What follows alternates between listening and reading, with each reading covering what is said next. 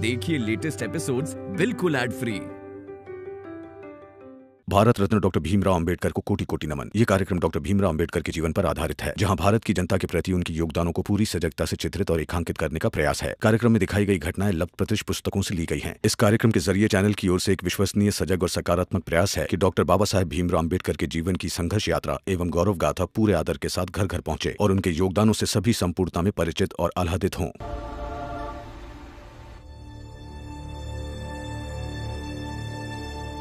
इससे पहले भी इस मसले पर मैं बात कर चुका हूं, लेकिन मुझे ऐसा लगता है कि आप लोगों को कुछ समझ में नहीं आया, इसलिए आपको अब साफ साफ समझाता हूं और सबको समझाता हूं। मेरा रमा, जरा अंदर आना। क्या हुआ भैया? बताता हूं। क्या है ना जीजा भाई, एक ही सवाल अगर बार बार पूछा जाए तो उसके दो उपाय होते हैं। पहला कि उसे अच्छी तरह से समझाया जाए, और दूसरा कि उस सवाल को जड़ से ही खत्म किया जाए। तो मैं पहले समझाने की कोशिश करता हूं। तुम सब लोग मेरी उम्र देखो। अभी मेरी उम्र इतनी हो गई है कि मेरे बच्चों के बच्चे होने का समय है। इस उम्र में मुझे पोते पोतियों में खेलने का सपना देखना चाहिए ना? क्या इस उम्र में मैं बच्चा गोद लेने के बारे में सोचूं?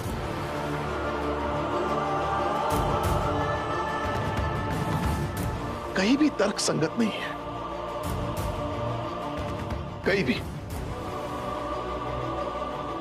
चार के लोग क्या कहेंगे, समाज क्या कहेगा कि पोते पालने की उम्र में अपने बच्चों के साथ खेल रहा है?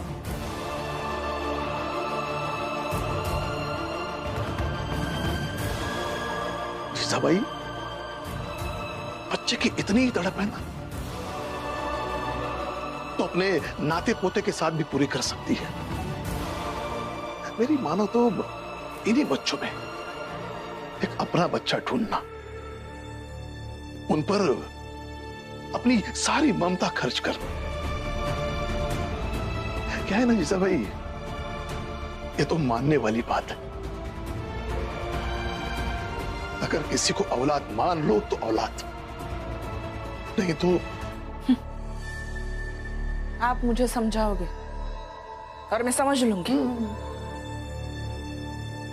पहले मेरी पूरी बात तो सुन लो। दूसरा उपाय यह है कि उस सवाल को ही खत्म किया जाए।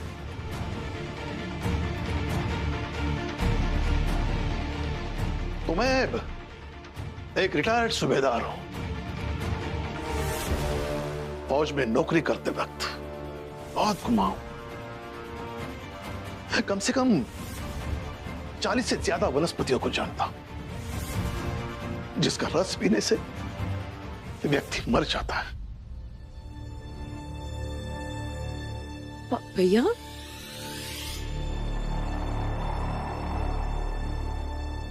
अगर मैं ही नहीं रहूंगा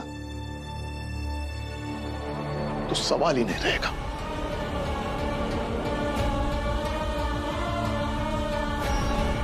तो बच्चा गोद लेने के सवाल को मेरे समझाने से अगर समझ जाओ तो ठीक है, नहीं तो किसी दिन तंग आकर सुबह चाय के बदले वनस्पति का रस पी लूंगा। बाबा, भैया ये कैसी बात कर रहे हो आप? मेरा इसके सिवा इस घर में किसी और तरीके से की गई बात समझ में आती है क्या?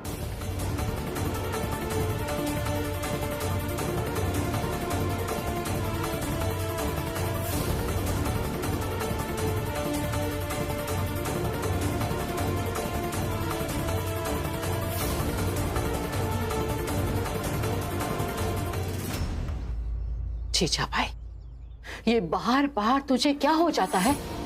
पहले खुद कह रही थी कि भीम ने बच्चा गोद लेने की बात करके तेरे और भैया के रिश्ते को तोड़ना चाहा। अब खुद वही बात दोहरा रही है। पहले सोच, मन में विचार कर और फिर बोल कि तुझे क्या करना है।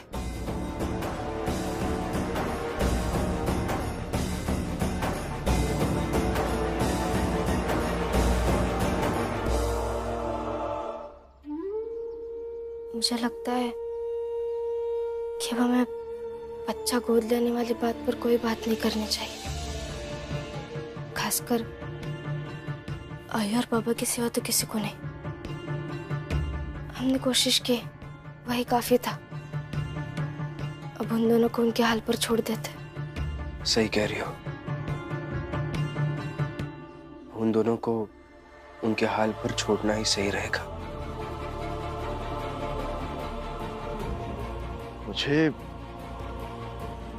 मुझे बच्चों के सामने जहर पीकर मरने वाली बात नहीं करनी चाहिए थी, लेकिन मेरे पास दूसरा कोई तरीका भी नहीं था। जीजा भाई सुनती कहाँ है? सिर्फ सुनाने के लिए लाए हो ब्याह के?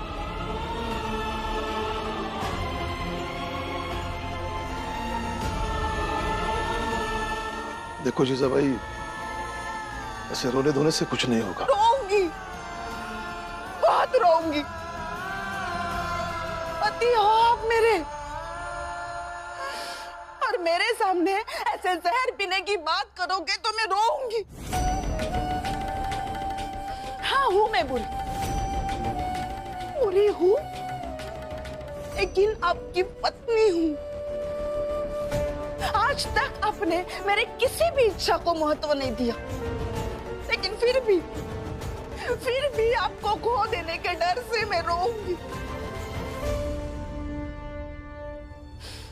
मुझे नहीं पता मुझे कि आप मुझे कितनी पत्नी मानते हैं,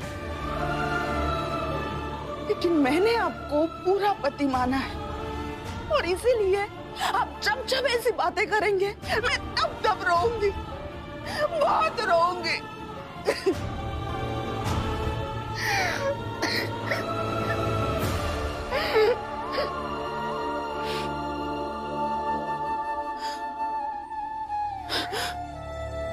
कैसे है ना? बहू, बेटा, भाई, बहन, सब रिश्तों की समझ है आपको, बस एक पति पत्नी के रिश्ते की समझ नहीं है। सामने पत्नी खड़ी रो रही है और आप उसके आंसू भी नहीं पोंछ सकते। ठीक है, अंदर जाती हूँ, अकेली में रो लेती हूँ।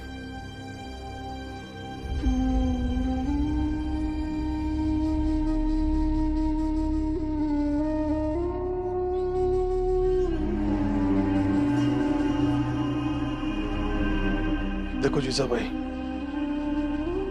मैं भी तुम्हें अपनी पत्नी मानता हूं, दिल से मानता हूं।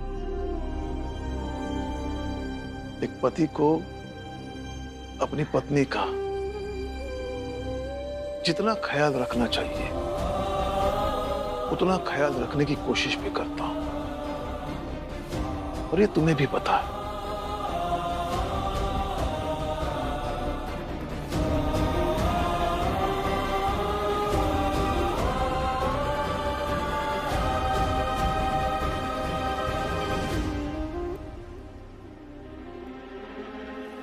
आज हमारा जीवन बदलने वाला है। क्या? आज हम तीनों शोभा के साथ आरती के साहब के यहाँ चलेंगे। वहां जाएंगे तो अच्छा अच्छा खाने को मिलेगा और नौकरी भी मिलेगी। और जब इतने बड़े साहब के यहाँ नौकरी मिलेगी तो हम सब भी आरती की तरह ठाठ करेंगे और चमकेंगे। क्या? दलिया अम्मा, एक बात समझ नहीं आई, ये फुलिया जाकर अपने पति को समझाती क्यों नहीं है? वो जोखू फिर से हितेश के चक्कर में फंस रहा है। अरे समझाया उसने, मेरी बात हुई तो कहने लगी कि रात भर समझाया उसने जोखू को, लेकिन इसके ऊपर कोई फर्क नहीं पड़ा। इसकी आदत नहीं जानते हो, इसीलिए तो बेचारी नीचे नहीं आ रही है।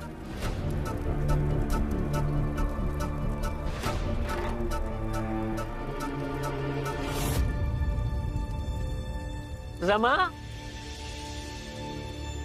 अरे भीमराव सो रहा है क्या? नहीं, कोई काम था क्या आप लोगों को? नहीं नहीं, काम कुछ नहीं था। बस भीम को बता देना कि हम सब आज अंग्रेज के यहाँ नौकरी करने जाएंगे और वहाँ जात भेद भी नहीं होगा, तो खूब पैसे कमाएंगे। और ये देखकर भीमराव परेशान हो जाएगा।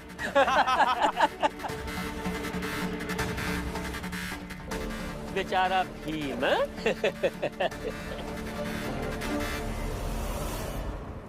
वो क्यों परेशान होंगे? वो तो यही चाहता है कि आप सब खुश रहे, पैसे कमाए। हाँ,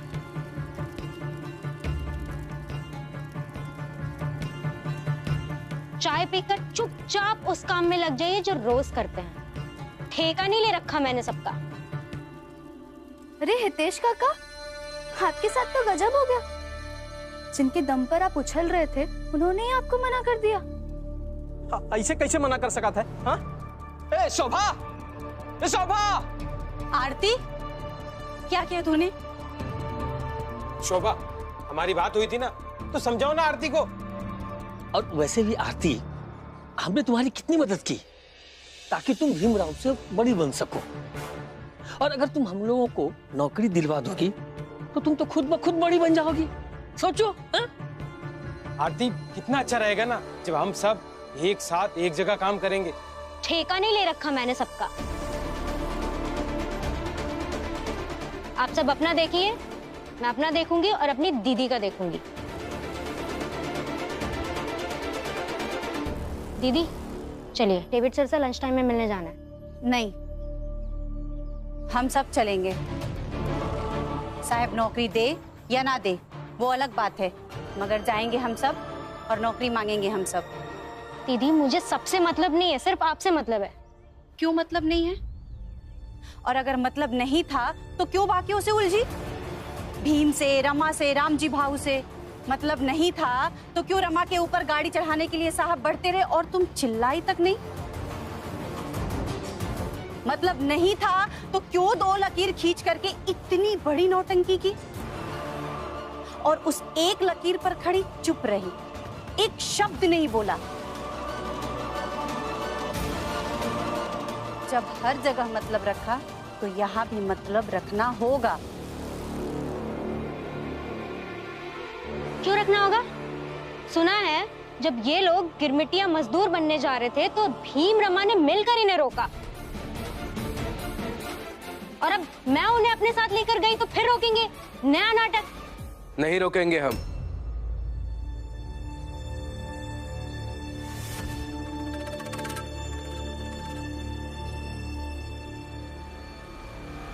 नहीं रोकेंगे हम। और हमने इन लोगों को काम करने से कभी रोका भी नहीं। गिरमिटिया मजदूर बनने जा रहे थे तब इसलिए रोका क्योंकि वैसा करने से ये हमसे दूर चले जाते, और फिर वहां जाकर इन्हें कुछ हो जाता तो मैं कुछ नहीं कर पाता। यहाँ तो मैं कभी भी इन सब के साथ खड़ा हो सकता हूँ। आप इन लोगों को अच्छे काम पर लगा रही हो, इस बात की तो खुशी होगी हमें। लो, अब भीम ने भी हाँ कर दी, तो अब चलो चलते हैं। ठीक है चलिए। डेविड सर सुबह से दीदी के आने का इंतजार कर रहे हैं, पर अब जब उन्हें पता चलेगा कि दीदी के साथ और 3 लोग आ गए तो पता नहीं क्या करेंगे, क्या कहेंगे। अरे वो सब बाद में देख लेंगे, पहले अभी चलो। चल। हाँ चलो चलो चलो।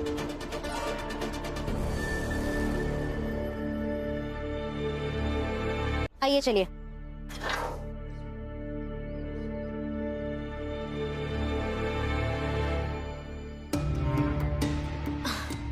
आप लोग सब यही रहिए, मैं डेविड सर से बात करती हूँ, फिर बुलाऊंगी तो अपनी अपनी चप्पल खोल के आ जाइएगा। हाँ।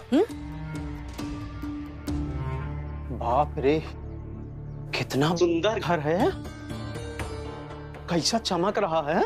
और हितेश भाऊ, ये अंग्रेज लोगों का घर इतना चमकत है तो दिल कितना चमकत होएगा। सर यहाँ साइन करना है। Good afternoon sir. सर आपसे दीदी की नौकरी के लिए बात की थी, वो बाहर दरवाजे पे खड़ी हैं, बुलाऊं? बुलाओ। सर यहाँ पर आ जाइए साहब। चलो, बुलावा आ गया ना। हाँ।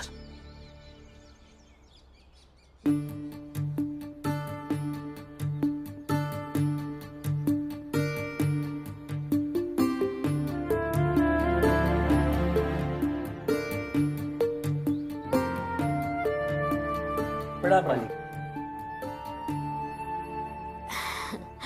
सर वो सॉरी सर, बात तो सिर्फ दीदी की नौकरी की हुई थी, पर ये लोग भी जिद करने लग गए।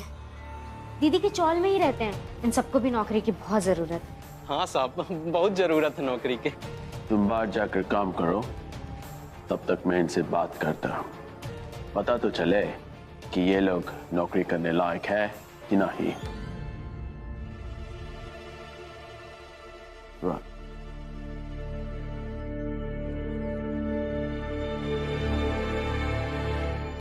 साहब, आप लोग के यहाँ तो वो जात पात का तो भेदभाव है नहीं। बड़ी उम्मीद लेकर के आए हैं कि आपके यहाँ नौकरी मिल जाए। पता नहीं इस घर में कितने छोटी जाति वाले काम करेंगे। क्या कहा? Nothing sir, it's okay.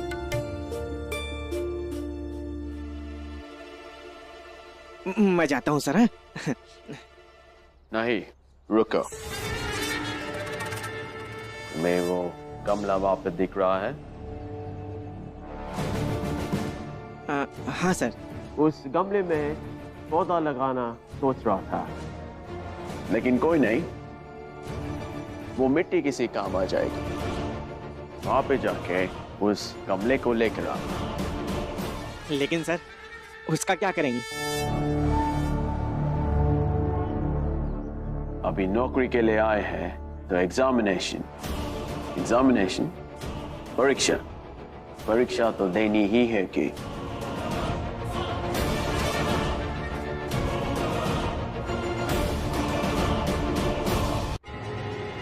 जितना कहा है उतना करो। जी। जाकर लेकर आ। जी। Do as I say। लेकिन साहब, गमले की मिट्टी से कैसी परीक्षा? जल्द ही पता चल जाएगा। बैठो। सुना नहीं? बैठो। आप ही।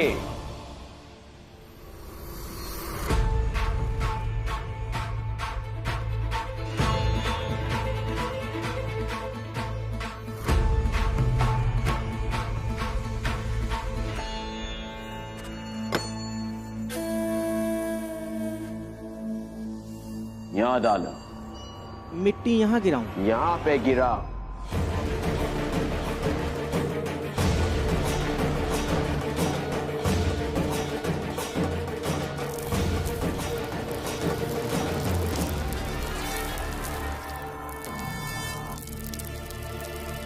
मैं सही कह रही हूँ, आरती जी झूठ बोल रही है।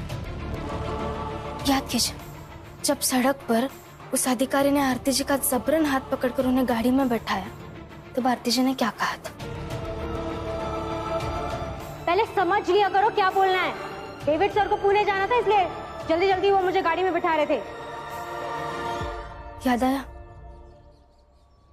उन्होंने कहा था कि उनके साहब को पुणे जाने के लिए देर हो रही है, इसलिए उन्होंने उनके साथ ऐसा व्यवहार किया। और अभी उन्होंने क्या कहा कि उनके साहब सुबह से उनका इंतजार कर रहे हैं। डेविड सर सुबह से दीदी के आने का इंतजार कर रहे हैं। मतलब इतनी देर में वो पुणे गई भी और आ भी गई। ये तो नामुमकिन है। इसका मतलब अपने साहब की बदसलूकी को छुपाने के लिए आरती जी ने हम सबसे झूठ बोला। हो सकता है। फिर तो ये भी सोचने वाली बात है ना कि जब वो अंग्रेजी अफसर इतने साल से काम कर रहे आरती जी के साथ ऐसा कर सकता है, तो हितेश काका, जोकू काका और जनार्दन काका के साथ क्या करेगा, जो बिना बताए उनके घर गए उनसे मिलने।